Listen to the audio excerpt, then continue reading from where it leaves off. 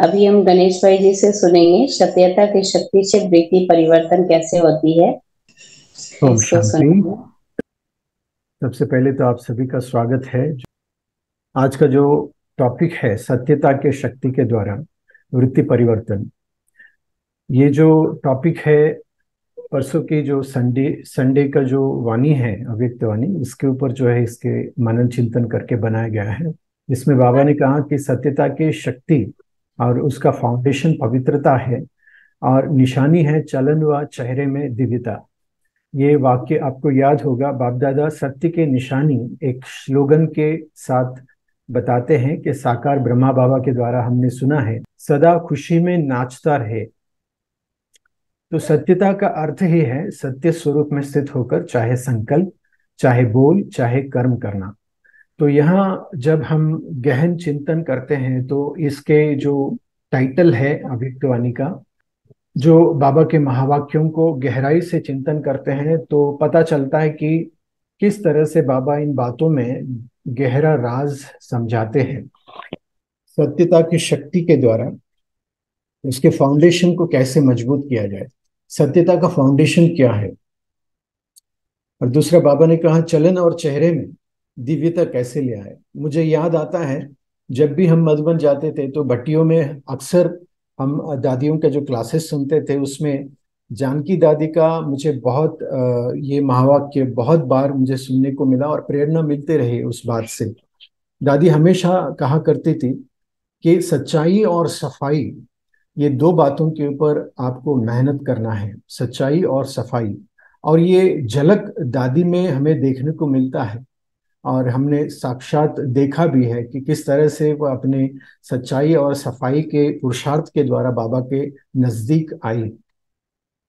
और इसके गहन चिंतन करने से ये पता चलता है कि अगर हम, जैसे बाबा ने कहा कि पवित्रता जो है वो सत्यता का फाउंडेशन है, और अगर फाउंडेशन मजबूत है तो फिर उसका जो फ्रूट है, मतलब रूट अगर मजबूत है तो फ्रूट जो है उसका बिल्कुल दिव्यता जो है, फल बहुत अच्छा होगा। लेकिन अगर फल यानी कर्मों में अगर दिव्यता नहीं है तो इसका मतलब है कि पवित्रता में कहीं ना कहीं गड़बड़ है। तो हमें अपने कर्मों में दिव्यता लाने के लिए अपने फाउंडेशन गहराई में पवित्रता पर ध्यान देना जरूरी है। तो ये कैसे हम ध्यान देंगे, इसका एक चित्र के द्वारा मैं आपको दिखा रहा हूं तो आसानी से हम सभी समझ पाएंगे। दिव्यता का अर्थ ही है दिव्य गुण द्वारा कर्म करना, संस्कार संकल्प हो या फिर कर्म हो, वही है दिव्यता। यानी कि अगर हमारे कर्मों में संकल्पों में दिव्यता नहीं है तो ये सिद्ध होता है कि फाउंडेशन हमारा कच्चा है, अर्थात हमारे पवित्रता कच्चा है। तो ये चेक करें कि पूरे दिन में, बाबा ने इसका जो सरल भाषा में कहा कि आपके अंदर दिव्यता और सच्चाई पवित्रता है, इसकी निशानी क्या है कि बस आप खुशी में नाचते रहेंगे। तो एक बार सच्चे दिल से चेक करें आप पूरे दिन में कितना आप खुश रहते हैं, और जब खुशी में नहीं रहते हैं तो उस समय आप कैसे महसूस करते हैं, या आप आपके कर्म कैसे होते हैं।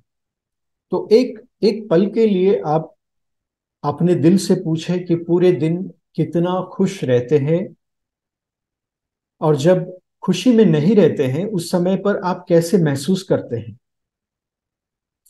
तो आप पाएंगे अगर आप बिल्कुल पूरे दिन जो है खुश रहते हैं तो इसका मतलब है कि आपका पवित्रता का और सत्यता का जो पर्सनालिटी है, व्यक्तित्व है, वो बिल्कुल मजबूत है, श्रेष्ठ है। लेकिन अगर आपके खुशी ऊपर नीचे होने लगा और आप खुश नहीं रहते हैं, उस समय पर आपका स्वभाव या व्यक्तिमत्व कैसा होता है, यहाँ पर समझने और पुरुषार्थ करने की जरूरत है। तो बहुत सच्चे दिल से आप इस चीज को आत्मचिंतन करें, मनन करें और साक्षी होकर देखें कि जब आप बिना खुशी यानी कि खुशी गायब हो जाए तो आपके कर्म कैसे होंगे। निश्चित रूप से जहां पर माया हमें अपने वशीभूत कर लिया होगा, जहां माया के वश हम कुछ ना कुछ विकर्म कहे विकारों के वश हम काम कर रहे होंगे। तो माया का डेफिनेशन यहाँ पर अगर हम समझेंगे, जिसमें बाबा ने कहा कि अगर आपके कर्मों में दिव्यता नहीं है तो फिर विकारों का अंश कहीं ना कहीं होगा। तो वो विकारों के अंश क्या है? एम का मतलब, माया का एक एक शब्द को हम लोग डिफाइन करते चलेंगे। एम का मतलब है मूडी, उदासीनता। अगर हम खुश नहीं हैं तो निश्चित रूप से हम उदासीन होंगे। तो ये अगर लक्षण हमारे अंदर है तो इसकी जड़ तक आप जाएंगे तो पता चलेगा कि कहीं ना कहीं पवित्रता में गड़बड़ है। और इस तरह दूसरा एक लक्षण है जो कि एरोगेंट, दूसरा एक लक्षण है अहंकार, कि आपके कर्मों में कहीं ना कहीं अहंकार का अंश छुपा हुआ हो। मैं ये नहीं कहूंगा कि ये बिल्कुल ऊंचे लेवल में होगा, यानी बहुत ज्यादा हो सकता है, लेकिन कहीं ना कहीं ये हमारी खुशियों को गायब करते हैं। तो इसका अंश कहीं ना कहीं छुपा जरूर होगा। तो ये दूसरा लक्षण है। और तीसरा लक्षण है ये, यानी अर्थात गुस्सेलू, उदासीनता, अहंकारी और गुस्सेलू। और लास्ट है अफ्राइड, यानी डरा हुआ। ये हमारे सच्चाई यानी सत्यता की जो पर्सनालिटी है उसके फाउंडेशन को दर्शाते हैं। तो जब अगर आप ये पकड़ लेते हैं कि ये गुण, ये स्वभाव मेरे अंदर काम कर रहे हैं, यानी मेरे कर्मों में दर्शा रहे हैं, तब तब मेरी खुशी गायब है। और उसके लिए मुझे कहाँ काम करना है, जिसके लिए बाबा ने कहा कि सत्यता का फाउंडेशन पवित्रता है, तो वहां पर काम करना है। तो ये एक प्रकार से एक माया जाल की तरह हमें पकड़कर जकड़ कर रख लेता है, जिससे मुक्त होने के लिए हम तड़पते हैं। इसके लिए मैं एक छोटी सी कहानी मैं आपको बताना चाहूंगा। कि बहुत फेमस कहानी है। जैसे सिकंदर के लिए कहा जाता है कि वो विश्व को जीतने के लिए निकला, और भारत में जब आया तब उसका हालत जो है बहुत ही बुरा हो चुका होता है, यानी वह बहुत बीमार हो चुका होता है। तब वहाँ इलाज के लिए बहुत जगहों पर वो भटकता रहता है, और उसका इलाज भी होता है। और उसी सिलसिले में एक गुरु का उसको परिचय मिलता है, और उस गुरु के द्वारा वह मार्गदर्शन चाहता है और कई रहस्य वो समझाना पाना चाहता है, समझना चाहता है। और वो अपनी इच्छा को गुरु के सामने रखता है कि मुझे जो है अमर बनना है, और इस तरह की पीड़ा मुझे नहीं झेलना है, और मृत्यु को नहीं पाना है। तब वह जो है गुरु उसे मार्गदर्शन करता है कि ये तो कभी होने वाली बात नहीं है, लेकिन अगर फिर भी आपको लगता है कि आप अमर होना चाहते हो तो मैं जरूर आपको मार्गदर्शन करता हूँ।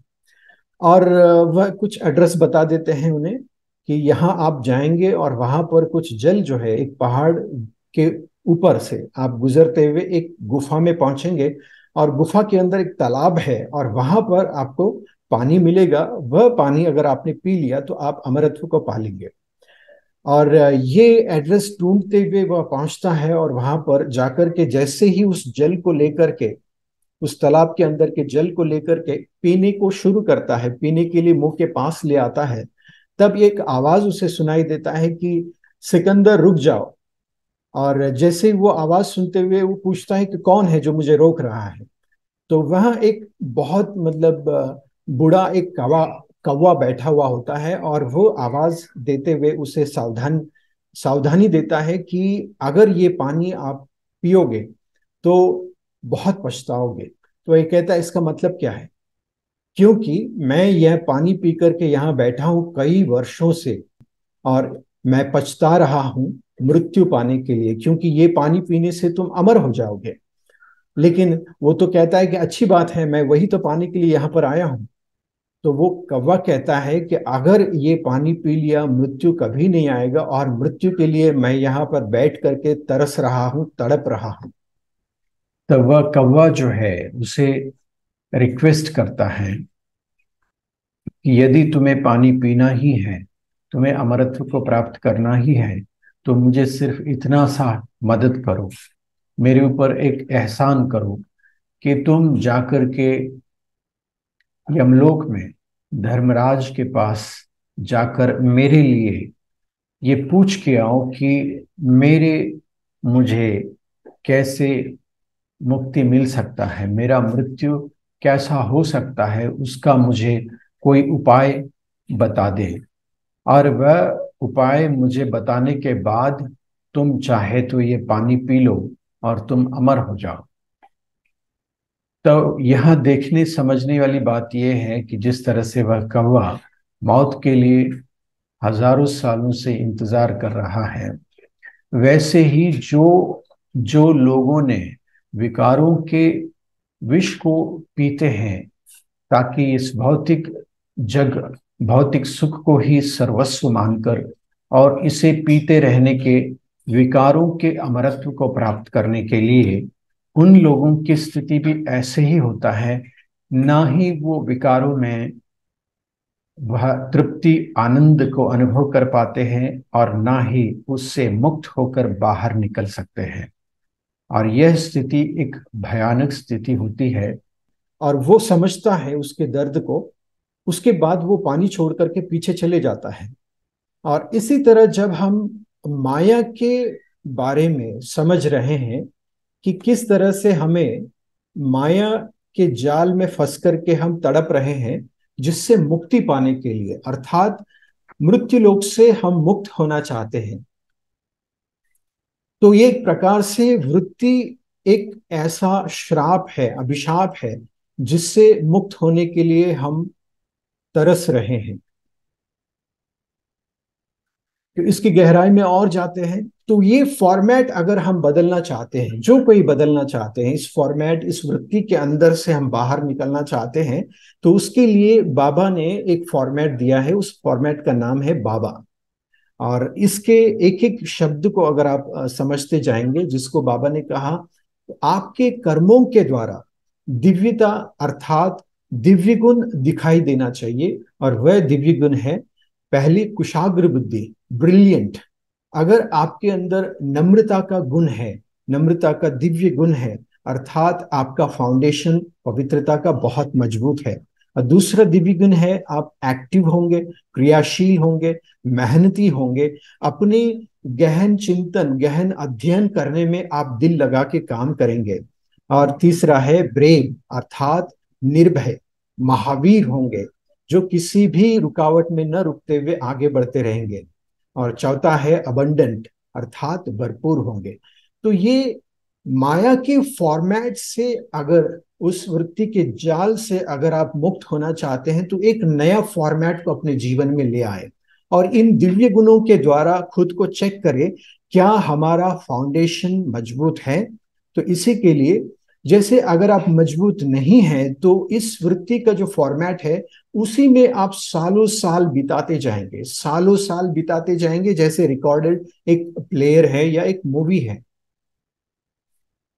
इसी को हम वृत्ति से वृत्ति परिवर्तन कहते हैं। जो माया का वृत्ति है उसे समाप्त करके बाबा का जो वृत्ति है उसे धारण करना ही वृत्ति से वृत्ति परिवर्तन है। और हम सभी को पता है, और पिछले सेशंस में मैंने कई बार ये बात को अच्छे से डिटेल में समझाया था, कि जो ज्ञान हम ले रहे हैं वह बुद्धि के ऊपर असर कर रहा है, और उसको और मन के ऊपर गहरा असर डालने के लिए, मन जो माया के वश हो चुका है उसके ऊपर काम करने के लिए हमें अलग सा गहन चिंतन, अध्ययन, पुरुषार्थ करने की जरूरत है, जो कि हम इस भट्टी के अंदर काम कर रहे हैं। जैसे कि अगर हम अलग अलग स्थान पर काम करते हैं, अगर हम बुद्धि पे काम कर रहे हैं, साथ में हमें मन पर भी काम करना है। अगर आप हॉल को क्लीन करते हैं तो साथ में किचन को भी क्लीन करना है। तो अस्तित्व के हर अंग पर हमें काम करना है। ये आप जो देख रहे हैं कि सीमेंट, रेती और कंकड़, इस तरह से हमारा अस्तित्व जो अब पत्थर जैसा बन चुका है, उसे पिघला करके फिर से एक नया रूप यानी दैवी रूप को बनाने के लिए, जो पत्थर का रूप बन चुका है उसको पिघलाने, तोड़ने का हमें मेहनत करना होगा, जो कि इस 4 दिन के भट्टी में हम करने वाले हैं। तो आप सभी के लिए ये खुशखबरी है कि इस 4 दिन की भट्टी में फिर से एक बार हमें मौका मिल रहा है। मुंबई में ये डेट्स आपको पता है, 4, 5, 6, 7 को मुंबई में है और 5, 6, 7, 8 दिसंबर को झारखंड में है। इस तरह का हमारे लिए एक बहुत अच्छा अपॉर्चुनिटी है, जिसमें बहुत एक यूनिक अलग तरीके से खुद पर काम करने का अनुभव आप पाएंगे। और इसमें जितने भी लोगों ने पार्टिसिपेशन किया है उनका अनुभव का भी एक वीडियो हमने बनाया है, उसको यूट्यूब पर रखा है, उस पर भी आप नजर डालें। शुरुआत करने के लिए महान होने की जरूरत नहीं है, परंतु महान होने के लिए शुरुआत तो करना ही पड़ेगा। लेकिन ये शुरुआत कब करना है ये आपके हाथ में है। अगर आप इस समय शुरू करना चाहते हैं और 1-2 महीने के बाद शुरू करना चाहते हैं या 1 साल के बाद शुरू करना चाहते हैं, ये आपके हाथ में है। पुरुषार्थ की तिथि और समय आप निर्धारित करते हैं। जिंदगी में बदलाव हमेशा सही समय पर नहीं, सही निर्णय पर आधारित होते हैं। बदलाव के लिए समय का इंतजार नहीं करें, अभी निर्णय करें और रजिस्ट्रेशन करें और अपने स्व पुरुषार्थ के लिए, विश्व कल्याण के लिए कदम उठाएं। तो इस तरह से पिछले संडे का जो बाबा ने ड्रिल करवाई, उस ड्रिल को हम लोग अभी प्रैक्टिकली करेंगे, तो आपको पता चलेगा कि सचमुच आपका पवित्रता का फाउंडेशन कितना मजबूत है।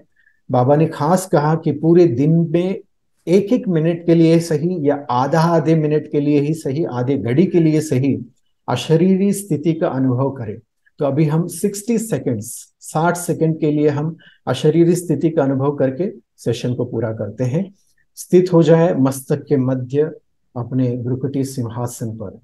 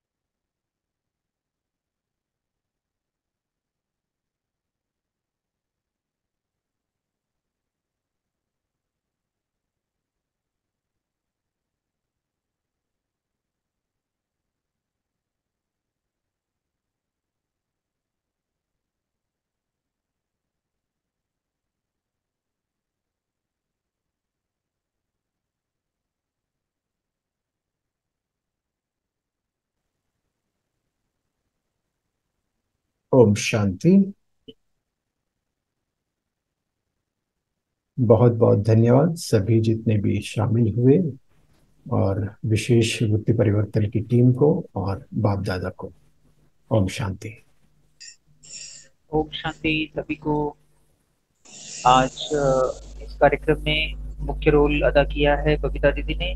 पहली बार आपका इस टीम के अंदर सक्रिय रोल रहा है। आपको बहुत बहुत बधाई हो और दिल से आपको धन्यवाद। शोभा बहन ने इस ग्रुप का शोभा बढ़ा दिया है तब से जब से आपने सच्चाई से मनन चिंतन शुरू किया है। जुड़े तो है आप शुरुआत से, लेकिन शोभा बढ़ा दिया है आपने। भट्टी का भी शोभा बढ़ा दिया आपके आगमन से। हमारी सुनीता बहन ने जब अनुभव शेयर किया कि मैं पिछले 1 साल में एक बार भी मैंने और अमृत वेला मिस नहीं किया। दूसरी पॉइंट, 2:30 बजे से अमृत वेला मैं करती हूँ। ये जब आपका अनुभव सुन रहे थे तो हम आदरणीय अनिता दीदी को याद कर रहे थे, जो पिछले 12 वर्षों में एक भी अमृत वेला आपने मिस नहीं किया। अनिता दीदी चंडीगढ़ से, आप बहुत सीनियर हैं। जलगांव के विजय भाई जब अनुभव शेयर कर रहे थे, मतलब उनका अनुभव एक कमेंट शेयर कर रहे थे कि आप डेली चार्ट कर रहे हैं शुरुआत से, तो मुझे याद आया आदरणीय मुकुल पाल चौधरी भाई जी का, पुणे के, जो पिछले 7 वर्षों में एक दिन भी ऐसा नहीं हुआ कि उन्होंने चार्ट मिस किया हो। आप निमित्त बने आप इन महान हस्तियों का याद दिलाने में।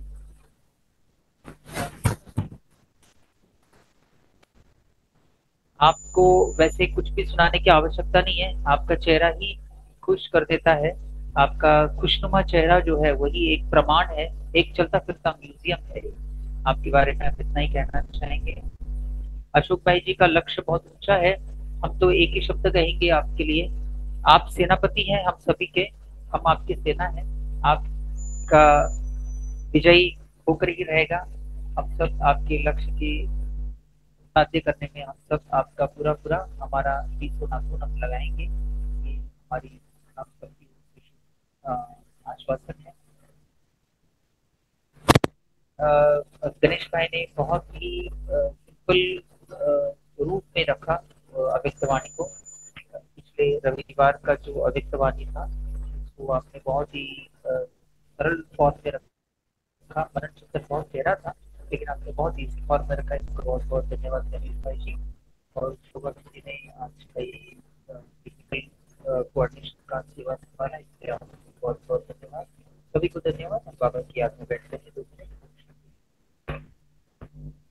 सभी ने दिल से आपने जिस लगन से आप सुन रहे हो, इससे विषय के प्रति आपकी रुचि दिखाई देती है। आप सब हर बार सुनते हैं, इसलिए आप सबका भी बहुत बहुत अभिवादन, धन्यवाद। ओम शांति।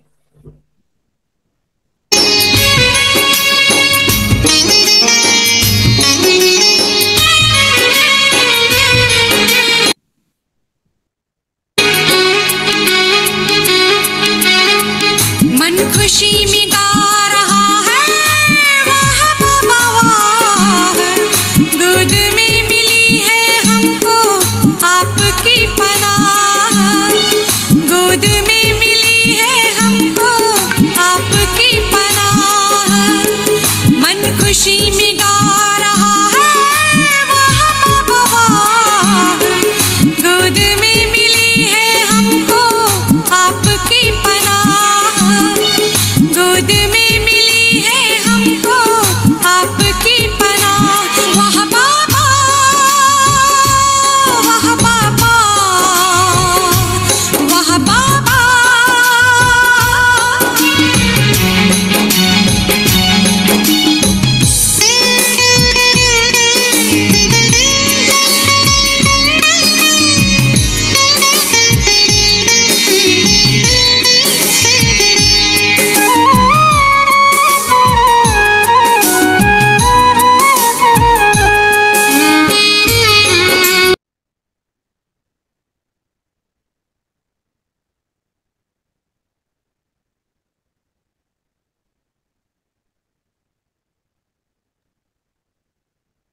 ओम शांति, शुभ रात्रि।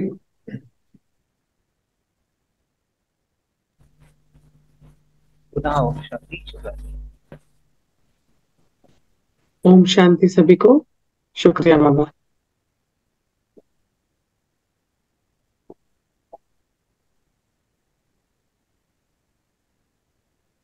गणेश भाई जी, मैं मीटिंग लीव कर रही हूँ, एंड नहीं कर रही हूँ ताकि आप रिकॉर्डिंग सेव कर सकें। ओम शांति।